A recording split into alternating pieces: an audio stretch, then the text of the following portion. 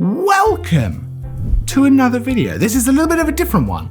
As you can see, we've got a little bit of a Christmassy vibe going on here. Perhaps, just out of shot, there's a mince pie. Perhaps I've already had a sherry. I haven't, or have I? Either way, we're coming towards the very end of 2022.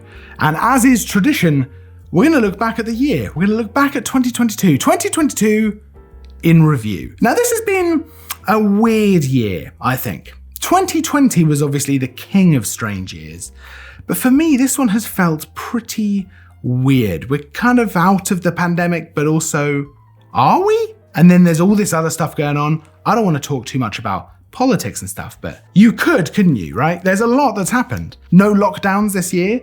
That's different. The whole cost of living stuff, our bills just going up and up and up and up and up. That's super fun, isn't it? That's something that definitely made this year. But even with all of that, there's been a lot of stuff that's happened in the photographic space, in the video space, loads of stuff. I was looking back at research for this video. There is so much that's happened this year in terms of things like new cameras, new lenses, loads of stuff. It's really quite exciting. And actually, I think this is a really exciting time to either get into photography, to upgrade. Really, really cool because there's so many different options for great cameras. We did a video very recently about my favorite camera of 2022, and I've got to be honest with you, when I was trying to pick what my favorite camera was, which by the way was the OM System OM1, I really had to think about all of these different cameras because there's been a lot, and it really does feel now like all new cameras are at least very good. There's really not much in terms of negativity about all of these cameras. You know, I think every camera I've used this year for review has been at least very, very good. And that's a really interesting space to be in terms of autofocus, you know, the advancements made in AI learning in terms of the algorithm for finding subjects and stuff like that. We are in a totally different world to where we were even 5 years ago. It's outrageous how good stuff like autofocus is. The colors, you know, the exposure, auto exposure can be fantastic as well. And now all cameras, it seems, at least most cameras, are extremely capable when it comes to video as well, which is just really interesting in and of itself, because it kind of implies that a lot of photographers are moving towards being hybrid shooters. And I think, I mean, certainly for me, in terms of professional space, yes, photography work, actually a lot of video work as well. Now, I've always been a hybrid shooter really, but more and more clients are asking for video stuff as well as photography, because I guess video is just, you know, it's a big deal, as indicated by the fact that I've done a video every day throughout December.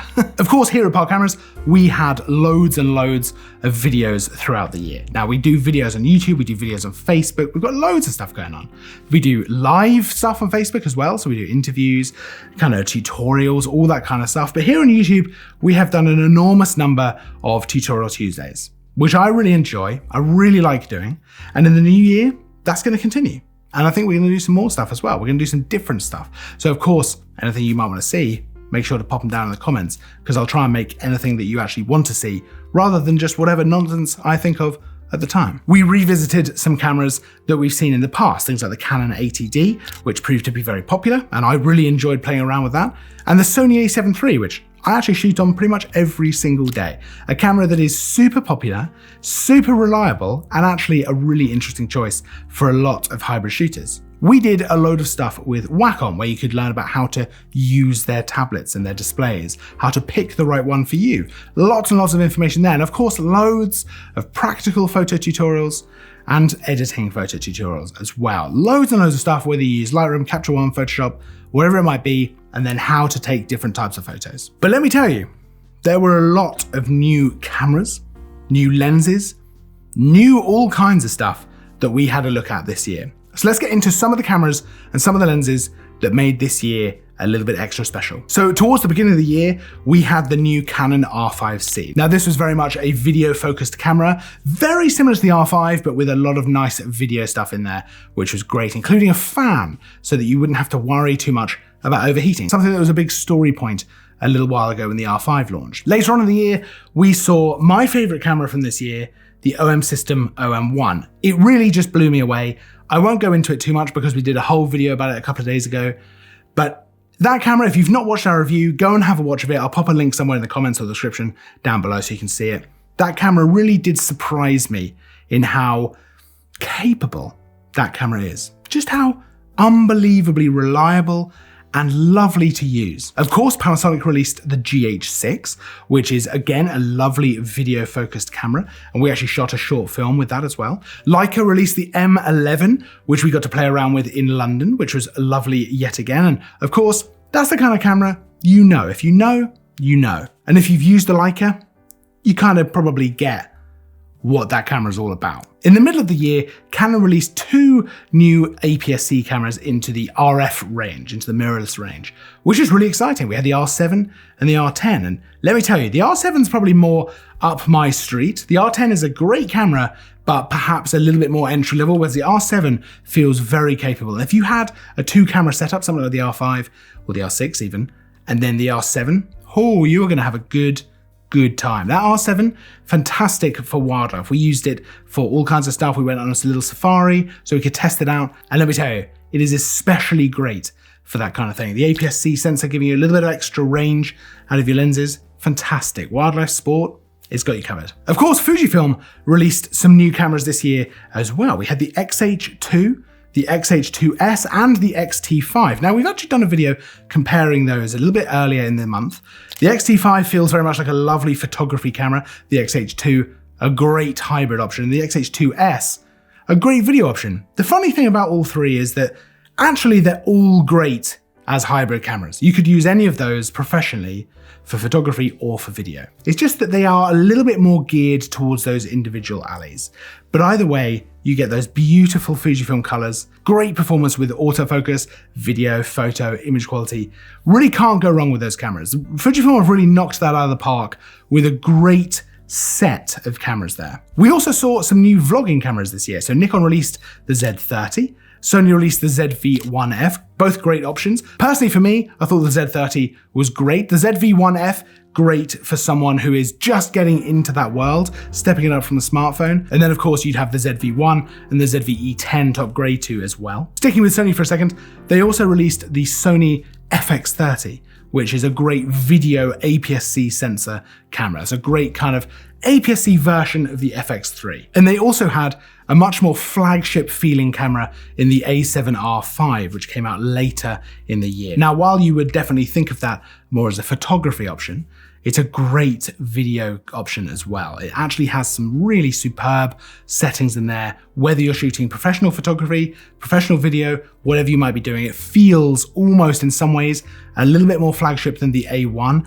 and it has an incredible update to autofocus as well. Hasselblad released the X2D, which is a lovely looking camera as well. And of course, OM System, along with that OM1, had the OM5, while Canon released the R6 II later in the year as well. Now, across the board there, some of the really big things that seem to be getting upgrades in 2022 were things like autofocus, an area that was already by this point very, very good, but it's just getting better. Take the A7R5, for example. In some ways, it seems better now, certainly in terms of autofocus, than the A1.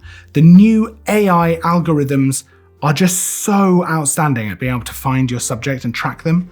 It is just crazy to think of how far we've come, even from 5 years ago. But we're also now seeing a situation where using higher ISO values just is totally different to how it was 5 or 6 years ago.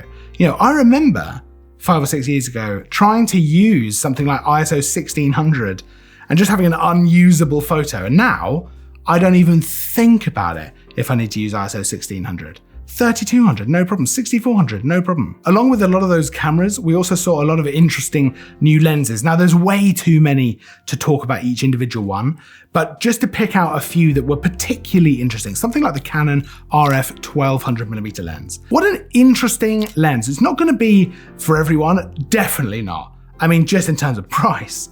But what an interesting lens that really has some great applications. You know, wildlife, yes, sport, yes.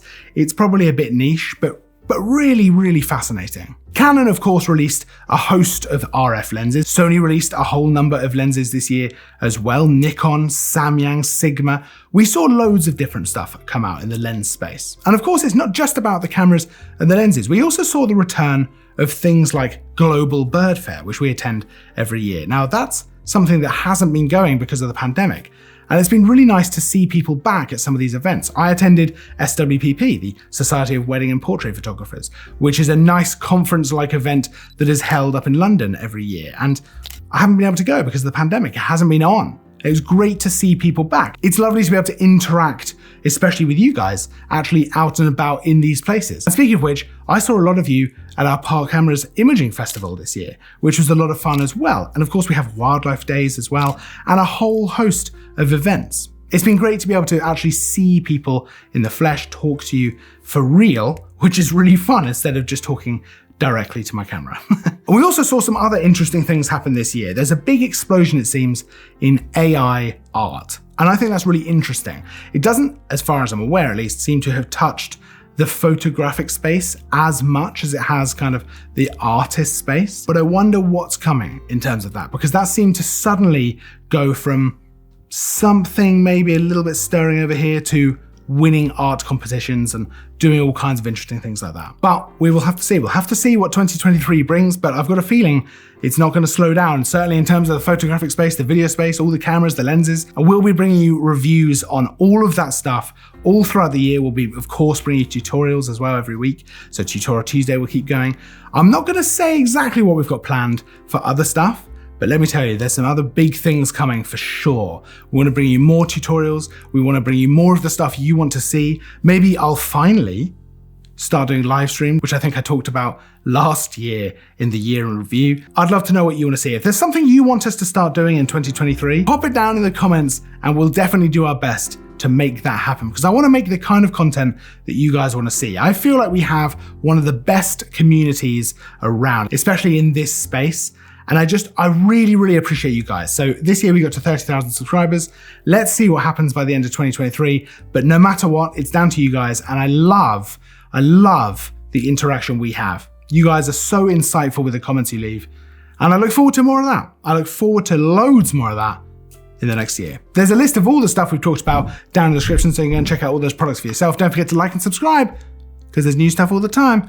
I'll see you in the new year, or will I see you before? I'm not sure. Either way, I'll see you in the next video. But until then, as always, thanks for watching.